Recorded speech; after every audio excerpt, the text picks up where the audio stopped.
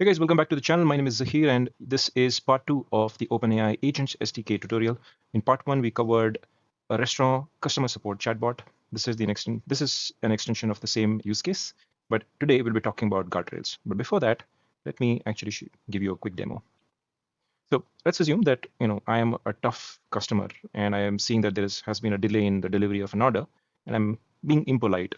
Let's see how the chatbot handles it. Okay, you're probably seeing that message already in the code, but I want to see how the agent is able to capture that. So my prompt or my query to the chatbot is, why is there delay in delivery of the order? You guys are pathetic. And let's see. Yep, as you can see, it has essentially the guardrail got invoked, and the reasoning that the guardrail is saying is that the user expressed frustration regarding the delay in delivery and used a strong negative adjective called pathetic to describe the service. And it is saying impolite is equal to true. And the message to the user, which is what we could print, is sorry, I can't help you. Please be polite. I'm using the same color. I should have probably used a different color, but you get the point, right? This is a simple way to check whether the user is using impolite language. Let's see how the output guardrail works. I've created a very specific use case, but I want to first run the demo and tell you, how the output guardrail gets invoked. So the query is, give me the status of order 1, 2, 3, 4, 6. Yeah, so the output guardrail has got invoked here, and it is saying that there is card present in response. There is a word that I just created. But what I want to show here is that by adding business rules to the output guardrail, you can actually catch those exceptions and then handle them accordingly. All right, with that said, let's actually quickly talk about today's concept. The goal is same. We intend to enhance the restaurant customer support agent that we have already built, at least version 1 of this particular customer support agent or a chatbot. I will add the description. I will add the link of that particular product of the video in the description. I'm sorry, and then you guys can obviously go through that. I will add the link to the particular video in the description. You can go through that, but it's a very simple illustration of what the chatbot does. But today we'll be talking about guardrails. Now, guardrails in the context of agents or the agents SDK they are the safety net for AI agents. They ensure that the agents operate within predefined limits and prevent misuse. They also run parallel to agents and perform checks on user inputs and final outputs to safeguard agent errors and misuse. I have not illustrated that here because there are two types of guardrails. One is the input guardrails and the other is the output guardrail. And this is in context of OpenAI Agents SDK. But in general, even if you're not using the library in your LLM-based workflow, you can obviously create your own heuristics-based input guardrail or an LLM-based input guardrails as well as output guardrails. But in the context of OpenAI Agents SDK, the input guardrail essentially helps validate user input before passing them to downstream agents. As you can see, if the illustration here, when I asked the status, or basically when I sent out a query with impolite words, the interface agent, no matter what the query is, first sends it to the input guardrail, checks whether the user input is polite or impolite, and accordingly responds to the user. If everything is good, it basically passes the user input to downstream for processing, downstream agents, that is. And the steps is simple.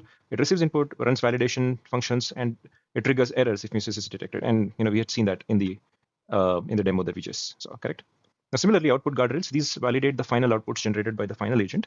Remember, I'm using the word final agent before they are delivered to users. So where you add the appropriate output guardrail depends on the type of workflow or use case that you're solving for. In the case that we just saw, we have added the output guardrail to the order agent. That is the order workflow, right? Because we have several workflows that this particular agent or chatbot is solving for. We have the FAQ agent, the complaint agent, I'm sorry, and the reservation agent, right?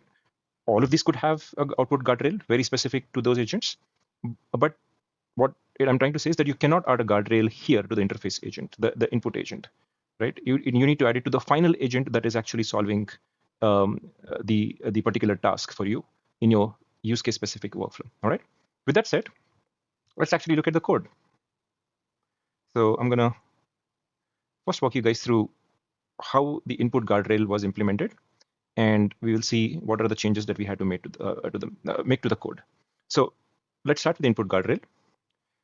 In input guardrail, we need to essentially define a class or an output class that essentially we want to capture using an agent. Let's call it a guardrail agent, right? You could name it anything, but what we are trying to do is we want an agent with a specific instruction. Check if the user is polite and not using any harsh or abusive words. This is what the guardrail is doing. It could be completely different. It could be heuristics based. It could be, you're not just looking for abusive words. In your workflow, you could probably be looking for very specific business rules. You could write those instructions here as an input guardrail, and you could use a pydantic model, class model essentially, to determine what are the fields that you want the guardrail to generate. Or in this case, I wanted to generate two things.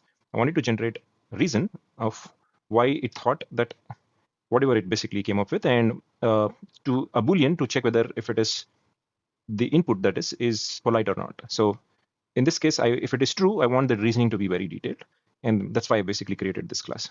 Agent, very simple, like how we have established it previously. We write a name. This is the same class that we've been using in other agents as well, right? We are using a name, guardrail check.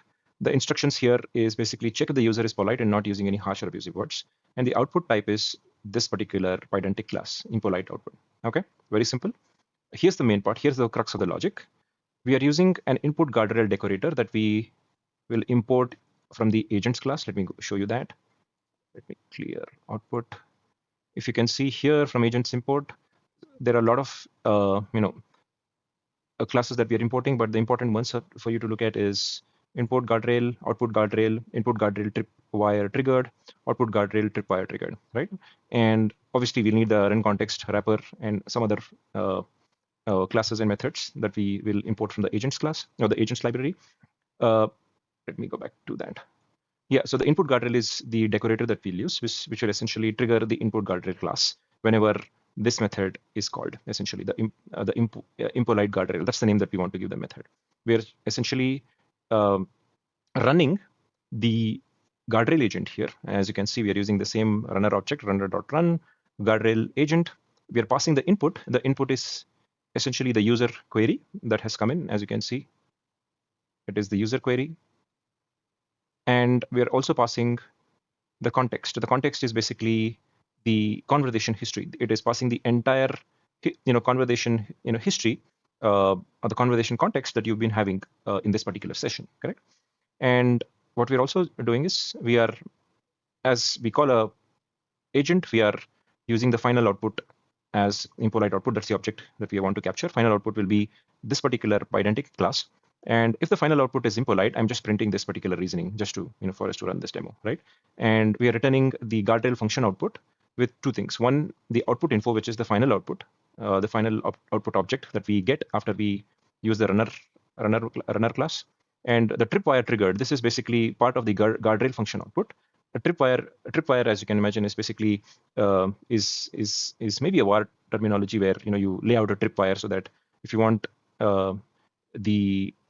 if you want to be basically notified that an enemy is entering your territory, you essentially your tripwires. You get what I'm trying to say, right?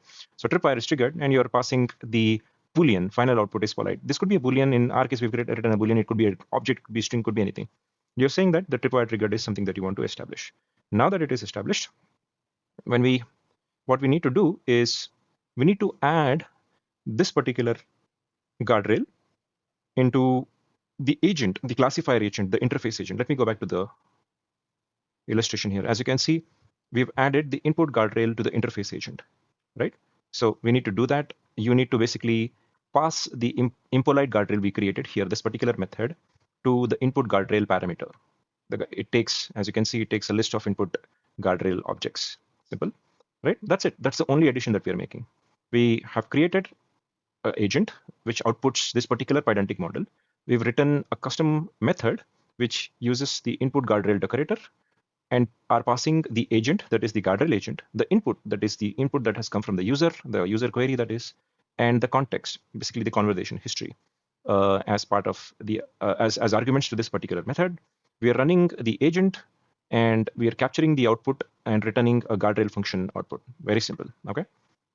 Now, Let me actually, as we're already running this, oh, one more thing. Right now, I think the most important part where you want to essentially capture that as an exception is in your the loop where you're essentially running the chat interface. So everything here is basically from the previous video.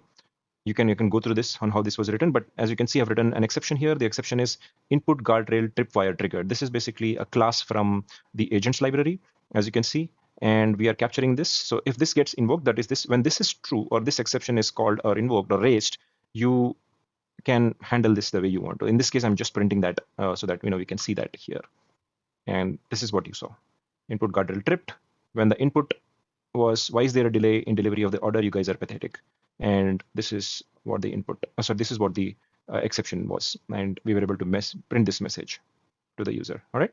Let me actually, now show you both a happy path where there is no abuse and the order, basically it was a polite query from the user, and we'll see how it is passed to the downstream agents and how this gets processed, right? So the simple query is, when are you guys open?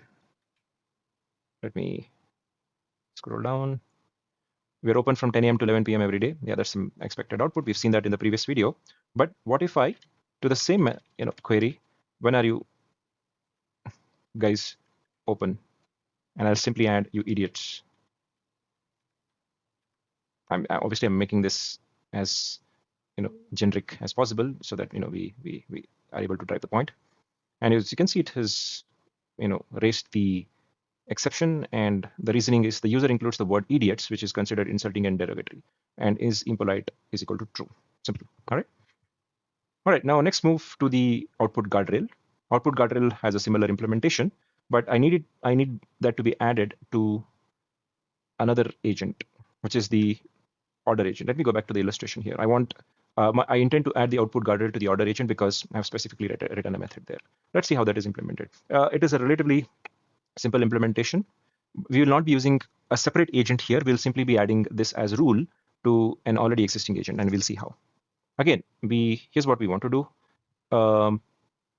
This is the Pydantic class that we intend to create to capture the output of the particular agent as a response. So in this case, the Pydantic class is message output, and we are capturing two fields, the reasoning field and the string field, and the description is here, as you can see. Right now, the guardrail method is basically with a decorator called output underscore guardrail, which is a class. Whenever we call this particular sensitive data check method, the output guardrail class gets invoked, right? And the parameters here are, it takes in a context, it takes in the agent. The agent is the order agent that I'll just show you, and the output of that particular agent. And you can write the business rule. In this case, my business rule is very simple. If I find the word card in either the response or reasoning fields of the output, I want it to essentially return whatever the answer is. So, and obviously, I mean, even if it is false, it'll still return it. But the idea is that I capture whether one of these is true or not. And if one of this is true, I'm anyway returning the response. I want it to essentially trigger the tripwire, or essentially raise an exception. That's what we intend to do here. Now, you've seen in input guardrail, let me go back to that. We had created an explicit agent to do that for us. Here, we are not using that. Why? Because we are expecting the agent that is part of our workflow to return the output for us. So in this case, I have added the output type that is the message output here that we created to this, the order agent. And I've added the sensitive data check, which is basically the guardrail here that we've written as an argument to the output guardrails parameter for this particular agent. Very simple, right? We are using an already written agent, that order agent that we saw the last time. And we've added two things, the output type, message output, simple, and output guardrails, where we are doing that sensitive data check, simple, correct? One simple thing that I want to show you is that I've written this particular object here or a key value here for this particular object, order status object, so that we simulate that there is card information for a specific order. We are just making it up. It could be a completely a different use case or business rule that you want to write this for, just so that we can establish this. I've added this. So Once I ask for 1, 2, 3, 4, 6 as the order number or a status of any query with regards to this particular order, this is the response that this tool generates, and it has the word card, and the output obviously sees that there is a word card here, and it makes this true. It could be part of either response or reasoning, depends on how the LLM generates the response. And if one of this is true, the tripwire exception is raised essentially, right? The output guardrail exception is raised. So let's see. Let's put this in. Well, let's put this to test once again. So I have this obviously agent running. What I do is I ask for status of order 1, 2, 3, 4, 6. I'm asking for it specifically. Yeah, let me actually do that, right? Let me show you that the guardrail works when we ask for a happy path status. That means the guardrail doesn't work, or the guardrail is still invoked, but it is basically the exception is not raised because the word card is not found in the response. So I'm going to use status of order 1, 2, 3, 4, 5, and let's check the output. The output would have been generated already. No, it's still working, and it is basically the no exception is raised here, right? It is just returning the response that we've asked it in the format to return. So the object has returned the reasoning. The user asked for the status. We can ignore all of that. We can simply go and check the response. Your order 1, 2, 3, 4, 5 is being prepared and will be delivered in 20 minutes, which is perfect. This is what we expected. Let us ask the status where we have explicitly used the word card in the output and see how it handles this. So I'm using status of order 1, 2, 3, 4, 1, 2, 3, 4, 6. I press enter. Sorry guys, whenever I press enter, it's going down. And oh, interesting. Why is the checkouter status function to retrieve the current information has been processed successfully? Your order 1, 2, 3, 4, 6.